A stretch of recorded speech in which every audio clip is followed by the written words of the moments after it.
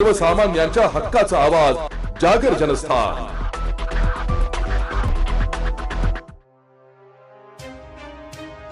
महाराष्ट्र राज्याचे उपमुख्यमंत्री आणि जनसामान्यांचे लोकप्रिय नेते स्वर्गवासी अजितदादा पवार यांचे अस्थिकलश दर्शन आणि विसर्जन सोहळ्याच्या निमित्ताने संपूर्ण धुळे जिल्ह्यात शोककळा पाहायला मिळाली आहे। आपल्या लाडक्या नेत्याला अखेरची श्रद्धांजली वाहण्यासाठी जिल्ह्याच्या कानाकोपऱ्यातून जनसागर लोटला होता। अस्थिकलश दर्शनाची सुरुवात शहराच्या मध्यवर्ती भागात असलेल्या राजवाडी संशोधन मंडळ येथून झाली। येथे समाजाच्या सर्व स्तरातील नागरिक आणि राजकीय नेत्यांनी दादांच्या स्मृतींना अभिवादन केले।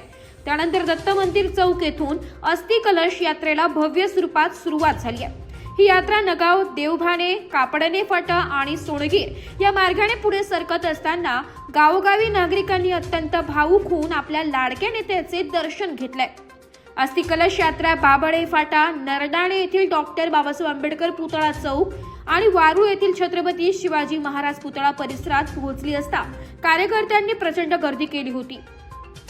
बेटावत बस स्थानक परिसरातून मार्गक्रमण करताना वातावरणात एकच शांतता आणि हळहळ व्यक्त होत होती।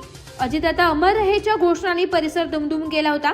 यात्रेचा अंतिम टप्पा शिंदखेडा तालुक्यातील मुळावद येथील पवित्र त्रिवेणी संगम येथे संपन्न झालाय।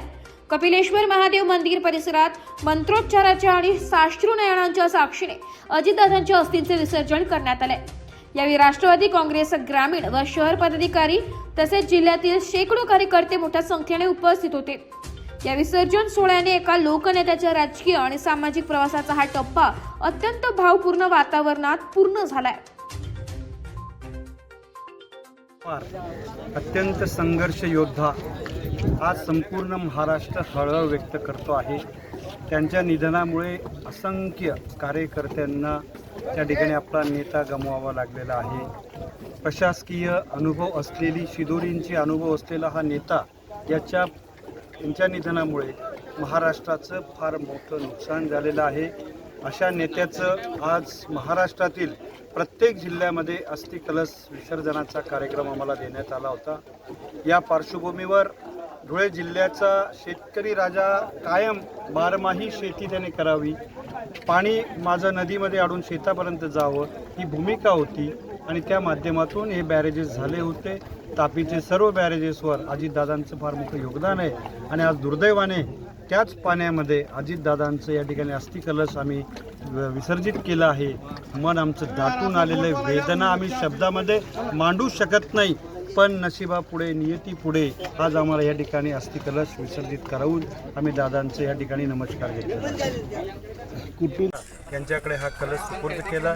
त्यानंतर धुळे शहरामध्ये राजवाडी संशोधन मंडळात त्या ठिकाणी संजयजी मुंदडा आणि जोसेफांना मलबारी आणि प्राध्यापक शरद पाटील सर यांच्याकडे हा कलश सुपूर्द केला।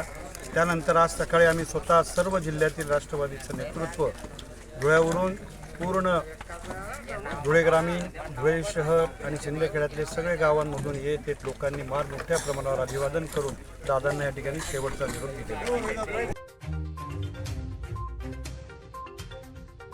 जागर जनस्थानसाठी प्रतिनिधी रूपक बिरारी, धुळे।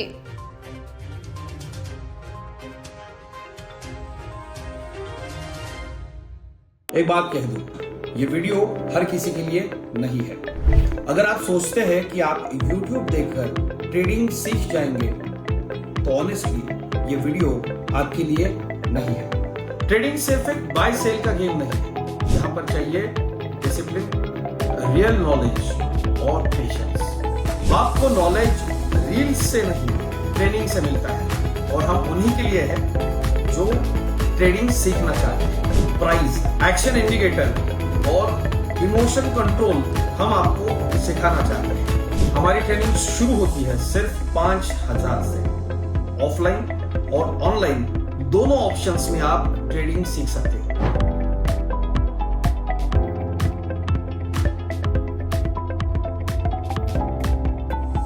अगर 5,000 इन्वेस्ट करने में प्रॉब्लम है तो फिर ट्रेडिंग में करियर करने का आइडिया छोड़ दीजिए। अगर आप सीरियस हो, ट्रेडिंग के स्किल को बिल्ड करना है, साइड इनकम बनाना है, आपका फ्यूचर सिक्योर करना है, तो स्टॉल मत करो। फॉर्म भरिए, ट्रेनिंग लीजिए और सही तरीके से ट्रेडिंग के अपने स्किल्स को बेटर कीजिए। और स्क्रॉल करने वालों का क्या है, वो तो शॉर्टकट ढूंढ ही लेंगे। मार्केट उनका भी ख्याल रख लेंगे।